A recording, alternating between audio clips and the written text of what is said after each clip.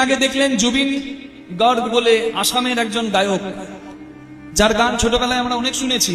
তার প্রয়াণে এত মানুষ রাস্তায় নেমেছে, এত মানুষ তার শেষ দিনে তাকে শ্রদ্ধা জানাতে নেমেছে। বিশ্ব রেকর্ড হয়ে গেছে। ভারতবর্ষে কেন, এশিয়াতে এত মানুষ কারোর মৃত্যুর দিনে বের হয়নি কেন? কি ছিল সে?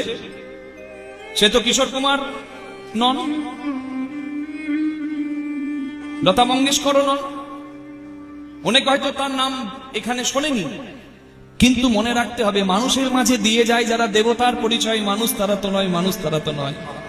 আসামবাসীর প্রাণ ওই জুবিন গর্গের ভেতরে ছিল, ওই গায়কের মধ্যে ছিল। মুম্বাইয়ে প্রতিষ্ঠিত হয়েছিল, কিন্তু মুম্বাইয়ে থাকেনি। সে জীবন অবস্থায় বলেছিল বহু দান ধ্যান আছে, বহু ভালো কাজ আছে তার। দেশের জন্য কাজ করেছে, আসামে ফিরে এসেছে, নিজের মাটিকে শ্রদ্ধা করেছে, নিজের দেশের উন্নতির কথা ভেবেছে। হরিবল হরিবল।